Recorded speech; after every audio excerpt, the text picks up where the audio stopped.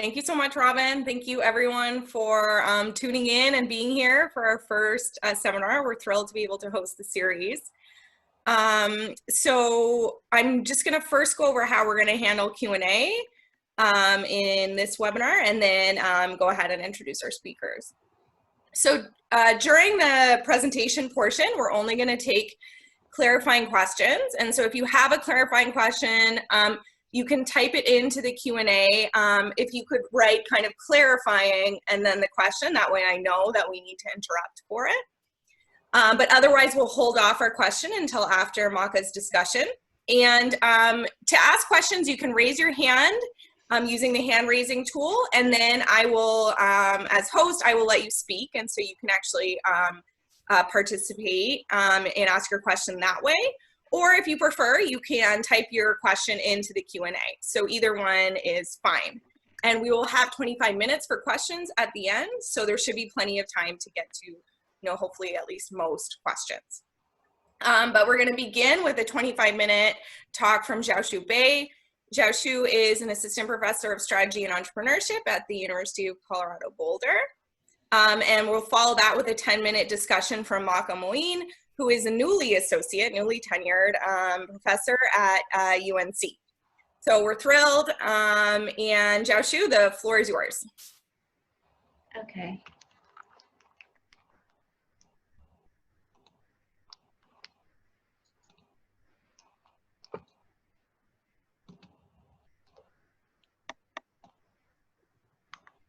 Okay, can you see the screen? All right. Okay, good morning, everyone. Thank you for having us here today. Today, we're going to talk about this early stage research we have. We try to understand under what condition do firms want to reconfigure their company assets in order to capture value from innovation. And what type of firms are more likely to benefit from reconfigured company assets. Our study is based on the Division of Innovative Labor survey, and we look at about 1,000 firms that have introduced new to the market innovation during the survey period. The survey gave us information about whether they have changed in their company assets and how that we look at how that's related to other factors such as market entry, extra technology sourcing, as well as innovation performance. What we find, just to give you a brief review, is that the allele entrants, the diversifying entrants, are more likely to reconfigure their company assets while they are trying to commercialize an extra innovation. But the novo entrants are more likely to benefit from reconfiguring company assets and achieve higher innovation performance. And finally, when this extra technology is coming from a startup, this correlation between reconfiguring company assets and innovation performance is likely to be even higher. All right, now let's take a closer look. So why are we interested in this question? If you think about innovation, there are two major steps, the R and D, right? Research and development. So the research means the core technical knowledge that firms need to have in order to develop a new innovative product. But that just having the technology itself is not enough because firms also need to go through the whole process of manufacturing, distribution, sales, and marketing. And only after all these steps, they're able to turn this technology into a product and deliver it to the end customer. When firms face discontinuities in either of these two steps, they face the challenge in innovation or even in survival. There has been a huge literature looking into what happens after technological discontinuity. And we know a lot both theoretically and empirically what firms should do. We have relatively less information on company asset discontinuity. And that's why we want to study this problem. And specifically in this study, we are only looking at to what extent are firms changing their company assets. As you imagine, when there are environmental changes, such as the internet, the digitalization process, the firms often have to change their traditional way of delivering their product and essentially reconfigure their company assets in order to commercialize a new innovation successfully. So what we are looking at in this study, everything is conditional on market entry. So we're looking at after firms enter a new market, they can either have the technology or not have the technology. And when they have the technology, they can either have the company assets or not. Well, for this space, we already have a relatively good understanding from the existing literature. If they have technology and have competent assets, then they are in a good place. They can just go ahead with commercializing new innovation. If they do not have the competent assets, then the literature suggests that they are likely to be the technology supplier. They can use the technology and sell it to another company who has the competent assets or cooperate with other companies. That way, they only capture part of value they have created and leave the other part of value to those companies who have the competent assets. Now let's think about what if they do not have the technology? There also has been a huge literature on that, suggesting those companies are likely to be the technology buyers. And likewise, they use their competent assets to commercialize innovation created by other company, and they can capture part of the value that originally created. So usually this literature assumes that these technology buyers have the competent assets, but we're not sure whether that's actually the truth, whether they have it or not have it, or maybe they're rich in competent assets, but in order to commercialize this extra innovation, do they have to reconfigure their existing competent assets? And there's a reason that we don't know much about these, and part of the reason, as we'll talk more about it in the data section, is that it's really hard to measure changes in competent assets. And that's why in this study, we can use the survey data to measure changes in competent assets that enable us to do this study essentially. So just to reemphasize, the research question we want to look at is, when firms enter a new industry and when they're trying to commercialize extra technology, do they need to change their existing competent assets or not? To give you a bit more information, we want to provide what we're looking at in this survey and how that maps into the firm's product development timeline, because that way you have a better sense of what we're measuring and what we're looking at. So if we think about incubant firm within an industry, the incubant firm could be founded much earlier before the survey period. The survey is targeting the time 2007 to 2009. So before the survey period, the firm could already have some product in their pipeline. But the survey asked, what innovation product do you have during this time period, 2007 to 2009? And especially they focus on the best innovation product, meaning if they introduce more than one product, the survey only asks about the one that has the highest sales during this time period, so product I. So K may or may not exist. Likewise, if you think about the allele entrant, the diversifying entrant, similarly, they could be founded much earlier before the survey period. They enter the market within 5 years before the survey period. And they could also have other products already in their pipeline. And during 2007 to 2009, they introduced this new product I, which is their better product, and they may or may not have other product K. And likewise for de novo entrant, their founding year is much closer to market entry, and they may or may not have other product. They may or may not have like more than one product during 2007, 2009, but survey is only asking them about these product I that is their best innovation product during this period. So what kind of question do I get? Just to remind you, we're focusing on this better product I. We can know whether they when they develop this new product, it is rely on extra technology, and whether they have changed any competent assets while commercializing this technology. And furthermore, what is percentage of sales that coming out of this product I as a proportion of the total sales they have that year? All right, so let's look at the theory. To remind you, the question we are interested in is, as firms are entering a new industry and relying on extra technology, do they need to change their competent assets? And here I want to remind you, we're not focusing on specific type of firm at this point. So it could be a diversifying entrant or it could be a de novo entrant. So if you look at different theoretical perspectives, let's start with Penrose growth theory. So they suggest that firms can take advantage of their excess resources investment in the initial market they were operating in and use them in the new market. That way, they have a kind of competitive advantage because they have a lower cost by spreading the fixed cost of whatever they spend when initially developing these resources. So from Penrose growth theory, they don't really suggest that firms should change their existing competent assets because they only propose that firms should use the slack resources they have in another industry. The next theoretical perspective we look at is the profiting from innovation. The PFI suggests that during technological changes, the firms who come up with a new technology may not be able to fully commercialize the technology because they don't have the company assets.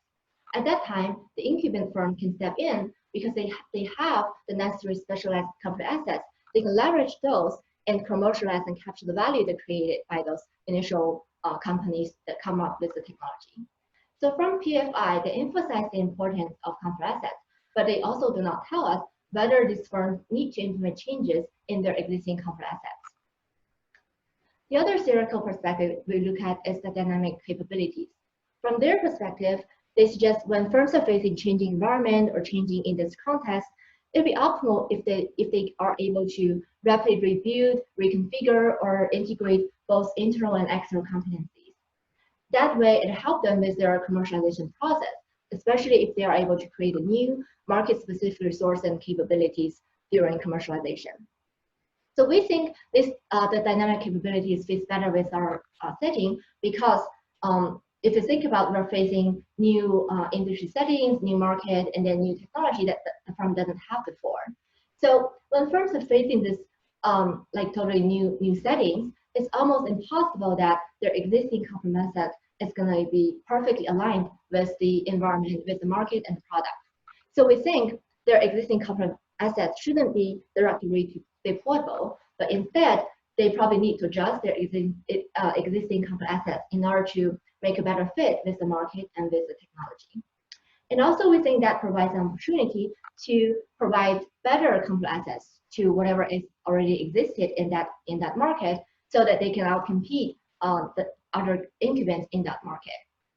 With that, our first set of hypotheses suggests that, so let's consider for a new entrant who is trying to commercialize extra technology, it would be optimum for them to be able to reconfigure their company assets. And also, in addition to that, once they are able to reconfigure their company assets, they're likely to have even better innovation performance. Okay, next we consider what type of firms are likely to benefit from company asset reconfiguration, right? If you think about, as we mentioned, company assets is such a broad term. It includes manufacturing process, distribution channels, marketing capabilities, sales channels. So all these activities are deeply rooted in a firm's organizational routines, which is very hard to change. It's developed through an evolutionary process. So for a large incumbent firm, it would be especially hard because they suffer from inertial pressure. It's really hard for them to make the changes and probably incur higher costs when they try to make the changes. But for young startups, if they want to change their organizational routines, they can be more flexible because they don't have a long history of developing those routines. If you think about within a startup, any team member can potentially be working on any task. And it's also very easy for startups to pivot a little bit and change direction, change their business direction slightly. So we think those young startups can benefit from changing company assets and be able to design the ones that are perfectly fit with the market and with the product. So the next hypothesis we have is that if this new entrant as a de novo entrant, then it'll be even more beneficial for them to be able to reconfigure their company assets so that they will likely have even higher innovation performance. The last hypothesis considers what if the extra technology comes from a startup? There are many potential sources of technology sourcing. If you think about it, startup is one type. It could be universities, could be incumbent firms, could be a consultant, could be contractors. But among all these different sources, startups have a very unique feature is that when a startup is established, there is the target market value they're trying to capture.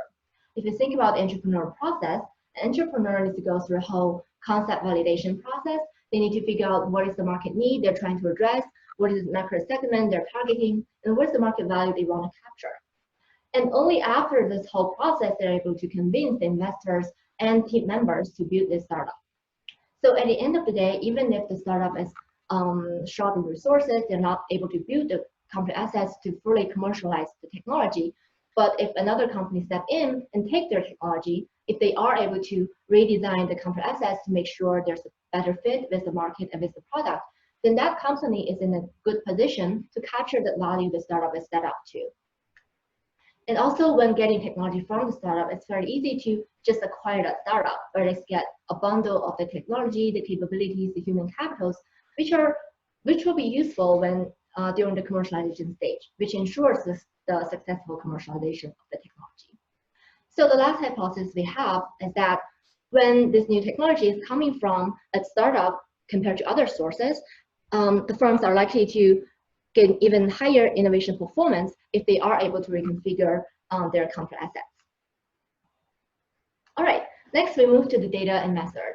As I mentioned at the beginning, there's challenges in measuring changes in contract assets. And let's see what people have been doing. Usually the measurement of contract assets are based on very broadly defined measures and based on firms' experience in a certain space. So for example, when people look at the synthetic fuels industry, they look at the number of coal reserves. When people look at the typesetters industry, they look at the number of font libraries. Or when people look at the solar cells industry, they look at the number of deposition surfaces.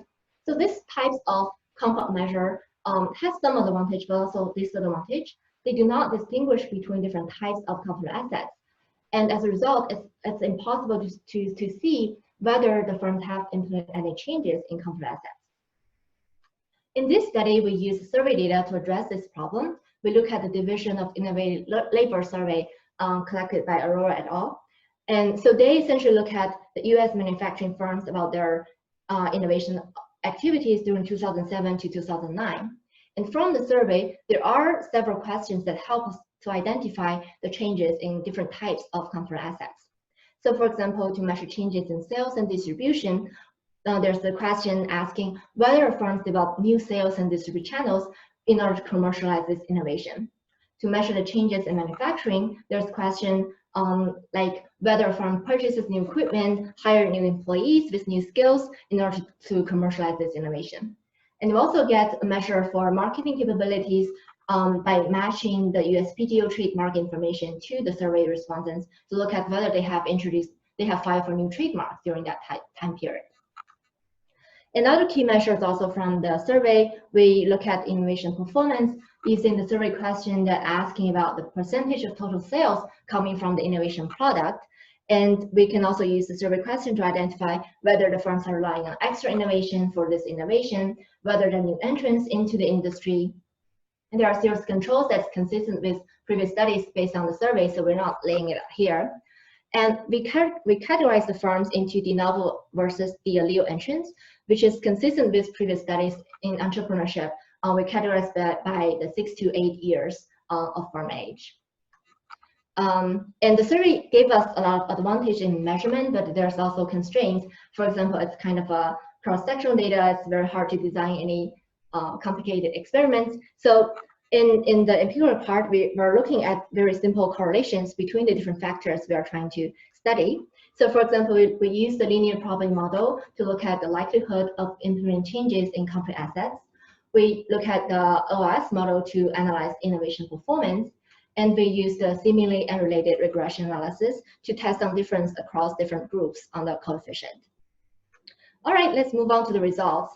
The first table we look at is the likelihood of changing different types of contract assets as the dependent variable. So the first three columns, we look at the sales and distribution, next set as equipment and skills, the last set as new trademark.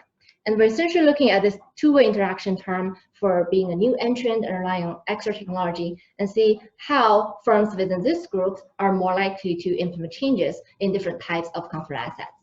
So for sales and distribution, we can see there's not much change for the average sample or for the de novo entrant. But for the de allele sample, when firms are new entrant and commercializing extra innovation, they do have higher likelihood of changing their sales and distribution channels.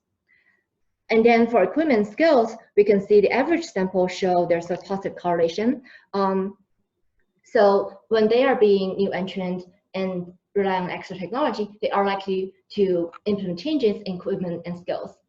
Then lastly, for new trademark, again, it is the de allele entrants who, when being a new entrant and rely on extra technology, they are more likely to file for new trademarks.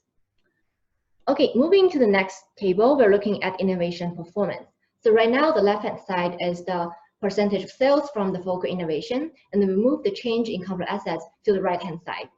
Essentially, here we're looking at the three-way interaction, including the change in contract assets, being the new entrant, and commercializing external innovation. Compare that to the two-way interaction that leave out the change in contract assets.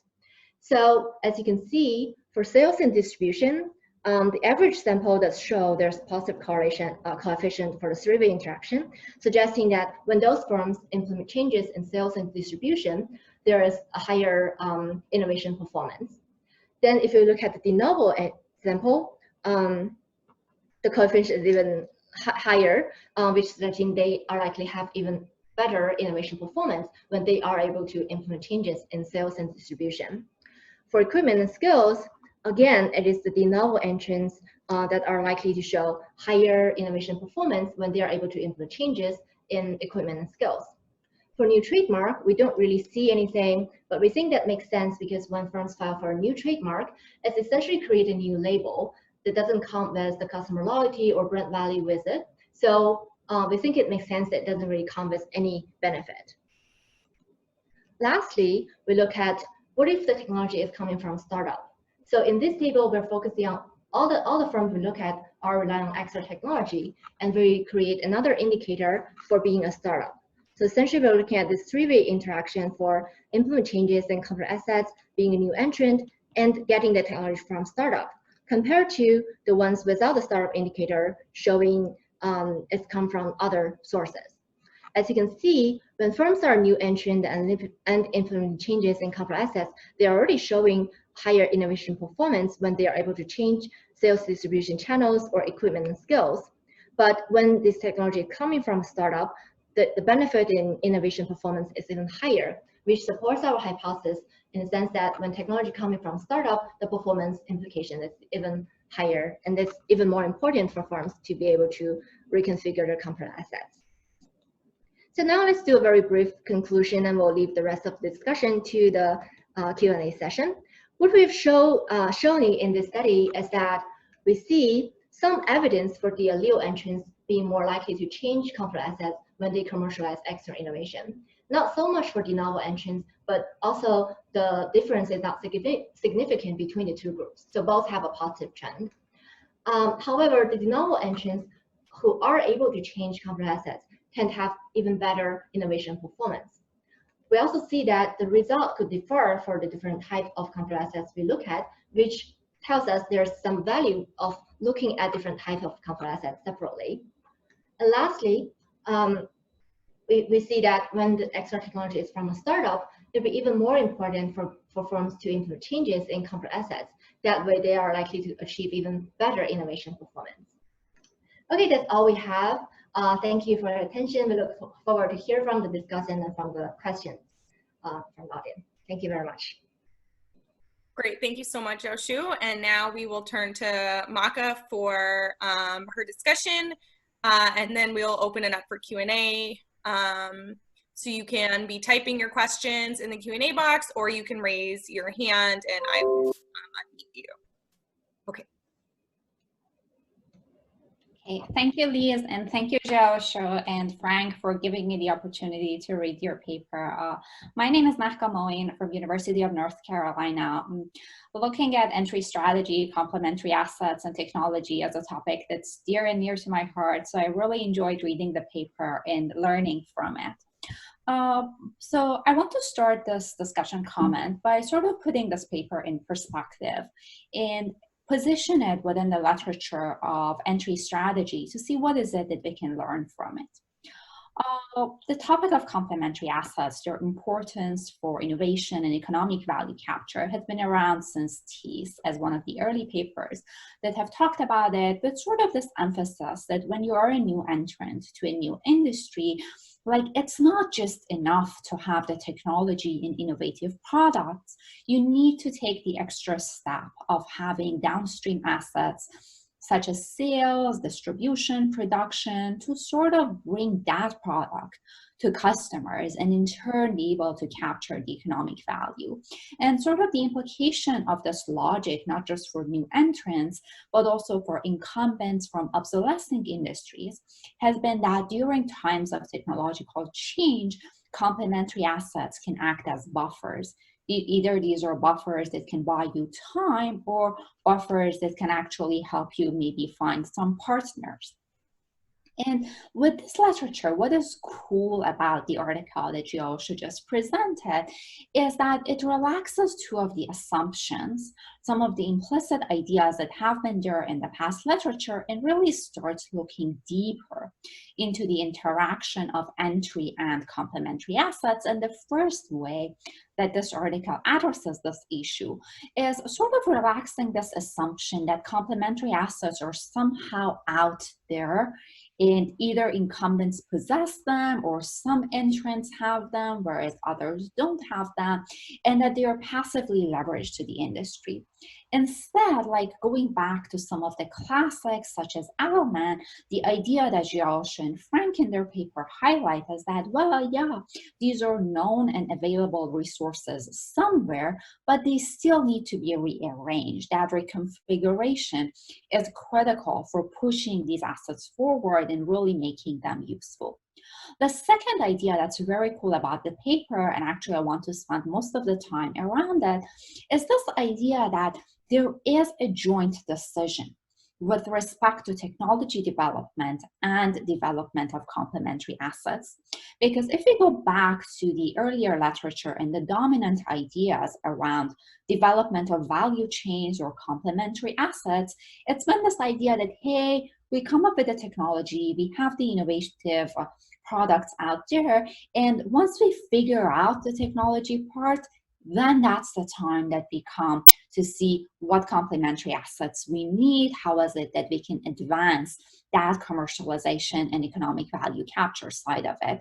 And this is really cool that like this paper is thinking about these two as decisions that happen concurrently, and is consistent with sort of this thought that activities across different value chain stages really need coordination and integration. And the crux of the paper is that if you really think about technology sourcing being able to happen from two mediums, either internally developed or sourced from external partners, and then complementary assets can be really developed and come to life either through just passively leveraging whatever you have in other areas, as opposed to like really reconfiguring and making them specialized, we come up with this 2x2. And this is where the focus of the article really is. When you're sourcing the technology externally, in one complementary assets really needs reconfiguration. So I had a couple of thoughts around like this characterization and ways in which the article made me think deeper about entry strategy and capability development with respect to these two dimensions. One of them was that this is very cool to look at this particular quadrant, but it also begs the question of when do we know when is it that external technology sourcing is likely? And is there something that we can learn from that to really inform the choice of reconfiguration or not as well? Let me open this up. So right now we have a study of multiple industries, multiple firms, but the variation that happens across external versus internal tech sourcing or reconfiguration or not of complementary assets could have some industry level dimensions attached to it as well. If we consider an industry that's in its early stages of development, or industries that are experiencing high level of technological dynamism, it is possible that on one side, firms will lack all the technical pieces that they need, so it's inevitable for them to really look at external sources of knowledge. And at the same time, if we're dealing with this type of environment, it's also likely that complementary assets that you have from other settings feel too generic for this new industry, for this level of dynamism, and firms have to engage in that reconfiguration. So what I was very interested to know more about the data and the theoretical rationale behind it is that, is this an industry level phenomenon with respect to areas where we see like more of the activity happening in one of the quadrants versus the other? This also could have some firm level underpinnings in the sense that firms are different with respect to the size of capability gap and also prior history of external sourcing. We know from the build, borrow, and buy framework, the BBB framework, that when firms don't have that much of industry-specific capabilities, when the size of the capability gap for them is larger, they are more likely to look at external sources. This size of capability gap with respect to technological dimensions may also imply that you lack more of complementary assets, or what you already have inside the firm may not necessarily address the industry-specific and specialized needs of that industry. So those type of firms may be more likely to sort of be attracted to choosing these two at the same time. Similarly, if firms have a history of external sourcing, if these are the type of firms who always go after alliances and acquisitions rather than internal R&D, then again, like both the size of the gap and their tendencies to change too much of their portfolio may be salient. So this could be one way to really open up this first stage concurrent decision of when is it that firms go after external technology sourcing, and what are the implications then for the type of reconfiguration and specialization that they choose for their complementary assets. The other area that's very cool about this paper, as I mentioned, is this like bringing in the idea that, hey, complementary assets need to be reconfigured. It also opens up a line of opportunity into thinking deeper about what reconfiguration actually involves when we're thinking about these changes in complementary assets. What is it that we really mean? Because on one, like we can think about the spectrum, on one side of it, we can think about, well, you already have all the assets, and now you're expanding, you're duplicating whatever you already had, and that's one way to think about reconfiguration.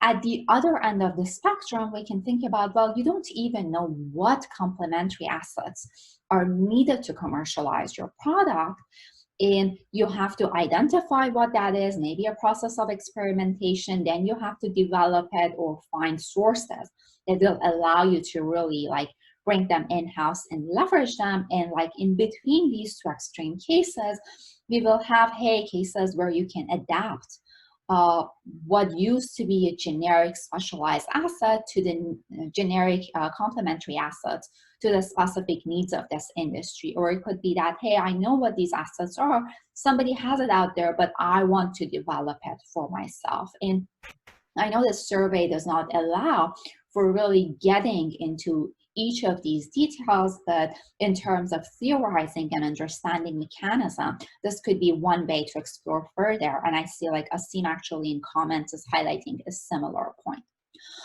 The second issue with respect to these reconfiguration efforts is that it's very cool that the paper is thinking about both external and internal sources of technology. It also made me think whether firms are facing a similar dichotomy with respect to how they reconfigure their complementary assets. Is there a possibility that like more reconfiguration actually means that you're drawing on external sources, and that is why you have to change more of it to make it both firm specific and industry specific? And maybe like internal sourcing may mean like less of reconfiguration, or maybe these two are orthogonal to each other, but still like begs the source to understand what type of changes you need to accompany. And one idea that looking at your data like made me think is you already have like 3 categories of complementary assets: trademarks, new equipment, new skills, and sales and distribution channels. And each of these categories of complementary assets may be able to be mapped into the nature of reconfiguration that's needed, or maybe some other aspects of how you define them. And that variation may allow you to look in more detail into some of the mechanisms and really like open up what's going on here. The empirical analysis is very competent based on a survey, 2010 survey of manufacturers. I'm not going to go into much detail of empirics, just a couple of like very high level thoughts. Most of the analysis are developed for new industry entrants. So I was thinking, why not just use that subsample rather than going to the process of having two-way interactions, three-way interactions, and etc. Also, you have this very like nice variation. You can have market share like what you're exploring right now as commercial performance, but this survey also reports patenting, so that can get into innovative performance by firms. And finally, with respect to the performance measures, there is always this question of, is there complementarity or is this like additive increase in performance? And I don't know whether this is a possibility for this paper or for future, but that could be like another cool extension moving forward. So overall, I enjoyed reading the paper very much. There is a lot to learn, and I would also like to use this opportunity to use this paper and say, let's understand some of these entry strategy and capability development dynamics in much more depth, like just what Xiaoshu and Frank are doing in the paper. Thank you everyone for your time.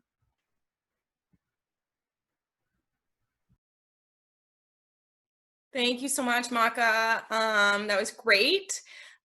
So we have Frank, Xiaoshu's co-author, also here with us. And Xiaoshu, I'm going to open it up first to Asim's question because it also touches on a point that Mahka brought up. So this will give you a chance to address that. So he has this question. Are you distinguishing between scale-free and non-scale-free complementary assets? In other words, is this redeployment or just extension?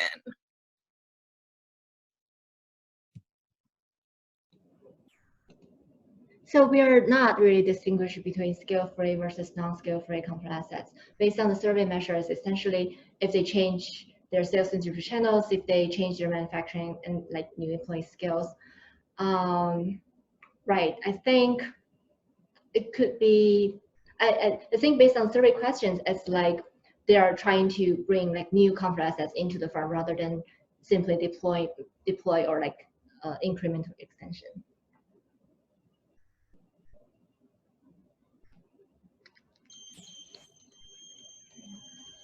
Please, you're mute. Hello. Sorry, yeah, sorry. Asim, yes, go ahead and follow up. Okay, so I guess, and this is, you can treat this as a comment and take other questions, right? But I mean, it seems to me, and I think this echoes something Mahka was saying as well, I really think that distinction is important because I don't think the idea, number one, I don't think the idea in redeployment is that you're going to use the asset or the capability as is. I mean, Mahka mentioned Helfat and Robischek. I think Helfat and Petraf have a whole description of, you know, how the sperm whale industry, when they decided to redeploy their assets, they had to, I mean, you pretty much always have to alter assets, right? So it's not all that surprising.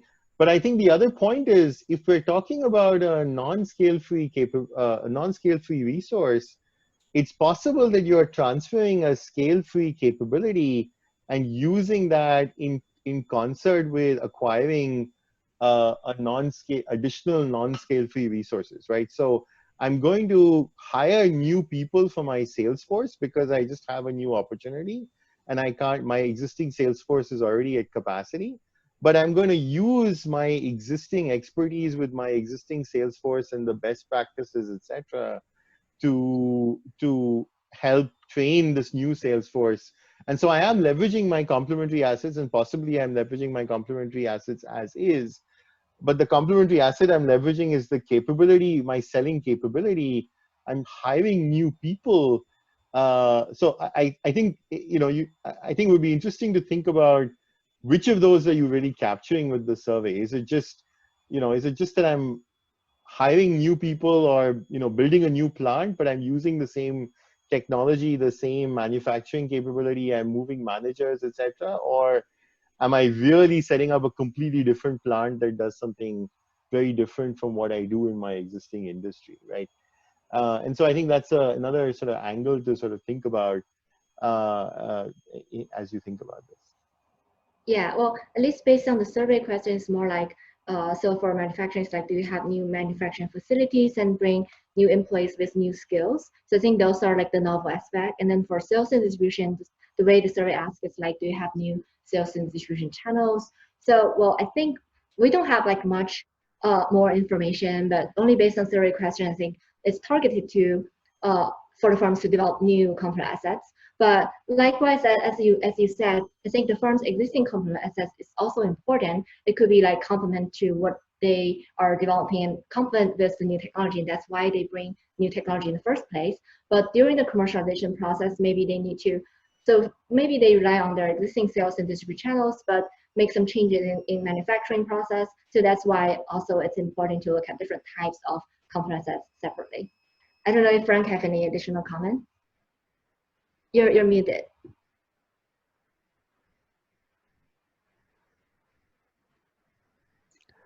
Thanks, Xiaoshu. Well, first of all, I think you did a nice job presenting the paper, Xiaoshu, so I appreciate it. Also want to thank Mahka for her insightful comments. As always, this has been very good. And Asim, your point echoes a point that Mahka made in her discussion. So my reading of the Rabushek and Helfand paper is it's a very detailed qualitative study of the or at least in part of the adaptation of complementary assets. And yes, we trying to push the envelope in terms of the complementary assets are not passive, but we haven't thought, we need to think more about how these assets are being changed and what's the implication. So and so this is something we need to think more deeply about. And what I'm concerned about is how much mileage we will get out of the survey data to do this without getting qualitative additional evidence. So thank you, duly noted, and we will think about this going forward. Awesome. Thank you. Thank you, Asim, and thank you, Frank and Xiaoshu.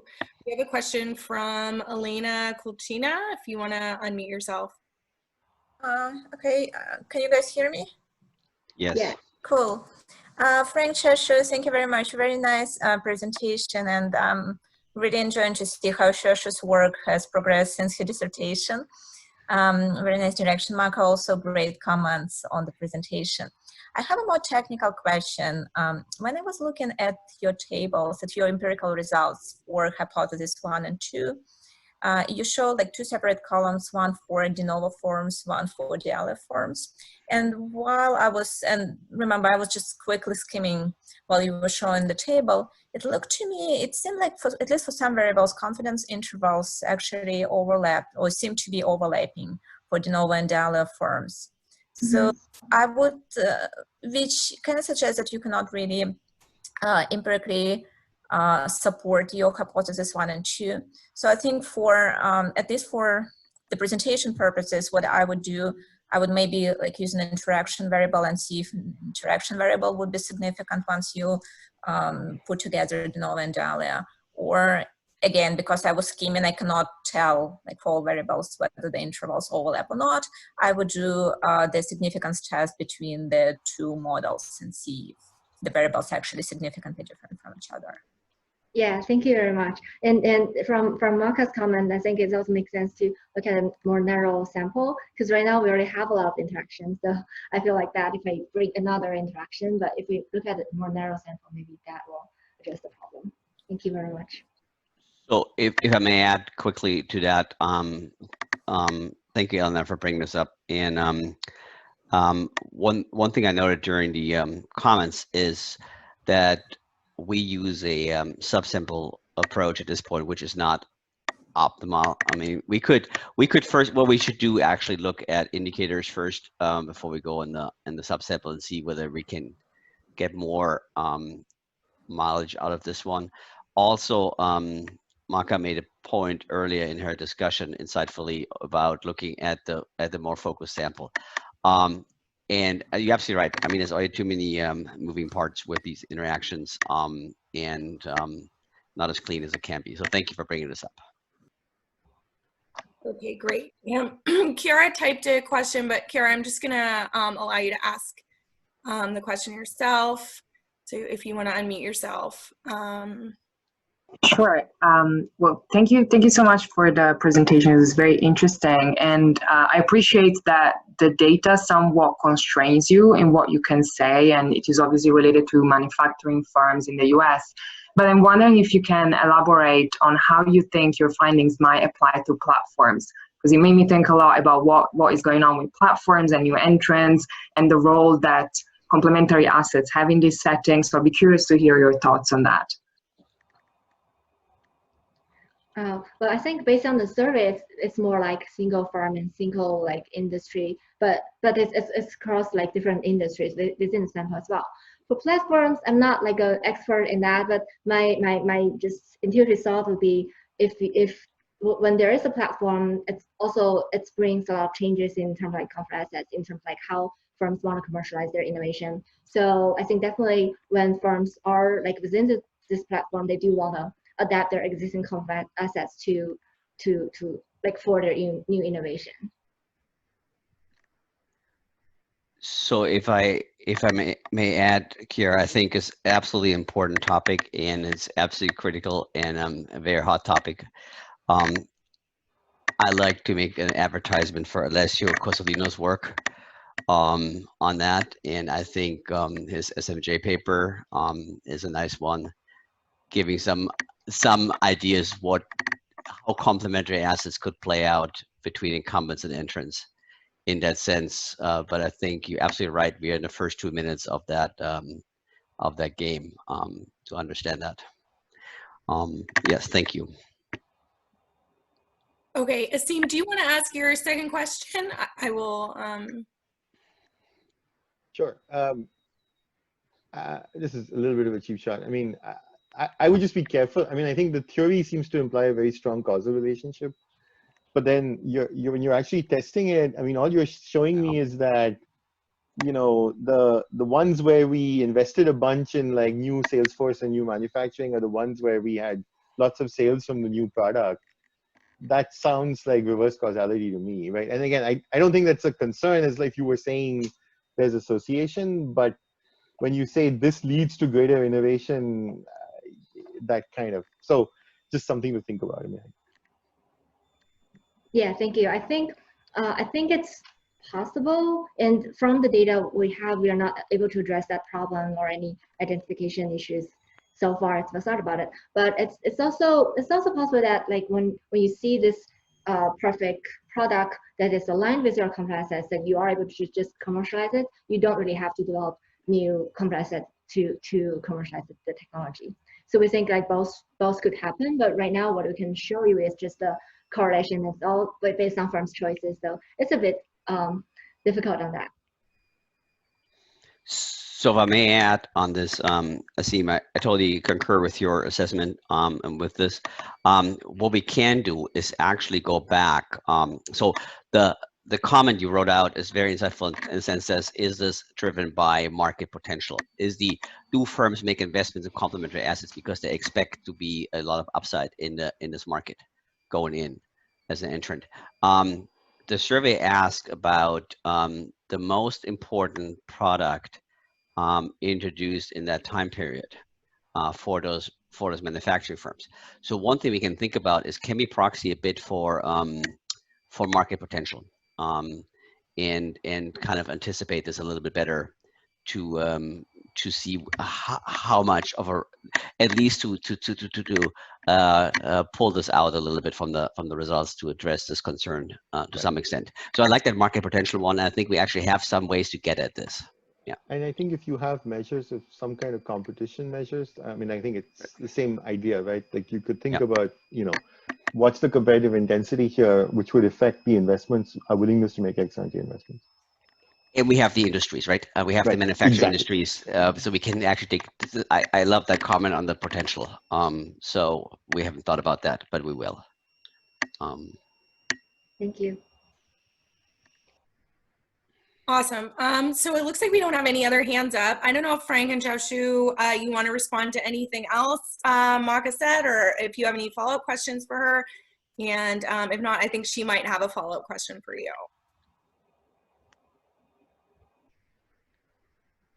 Yeah, we don't have any comments right now. Mine is not a question. It's more a reflection. And I've read many of Frank's papers with great enthusiasm since I was a first-year doctoral student. And one of the papers that have impacted me like a lot is the Rothaermel and Hill 2003 and 5 pair, where you have a range of industries: telecommunication, biopharmaceutical, and computer. And then like it really like makes that distinction in terms of when is it that the technology is discontinuous, when is it that there is a jump with respect to complementary assets, the generic aspects. And all of those studies had only 3 industries to work with, and in fair variation. Here with the survey, as much as you may not be able to study causality and go deep into those dimensions, the other dimension that's available is that you actually have a huge range of industries, even at the base measure that you're categorizing, and you're sort of putting all of those into a fixed effect and taking out their effects. My one of the things that I was thinking about was maybe you can actually look at the attributes of those next industries and use them as interaction. Those could get into many, many questions that I think Asim was getting, even like Kiara's question about which of them may be more platform-based, what age you're at, and whether sales and distribution is sort of the bottleneck for them or not. So, and with 900 firms, you have like enough variation in a large N to do very, very detailed analysis. So that was just like one suggestion. Yeah, that's great. Thank you very much. Yeah, I agree with Xiaoshu. Mahka, you're too kind, and it's a great idea to look at. And I also want to say I really appreciate Liz and Robin taking the lead in setting this up, and Mahka for spending so much time over the summer and giving us such great comments, and also to the 40+ participants. So I'm actually completely blown away, given that this is all voluntary Zoom presentations, and we had a few of those over the last few weeks. So I really appreciate this, and this gives us a lot of energy and ideas going forward. So thank you to all of you. Thank you, Frank. That's so kind of you. I should don't want to take too much credit. Kiara Spina is helping me organize it, and she has been wonderful. And of course, Asim, our all too generous leader, has been helping us as well. We're so grateful to have this opportunity. Thank you for everyone for participating. Thank you for Xiaoshu for putting this together, submitting your paper. And our next seminar is July 8th. Please register. We look forward to carrying this throughout the summer, and, you know, depending on how it goes, maybe even in the longer run. So thank you, Mahka. Thank you, Xiaoshu. Thank you, Frank. Thank you, Robin, Kiara, Asim, and all the attendees. And we look forward to seeing you July 8th. Thank you. Thank you.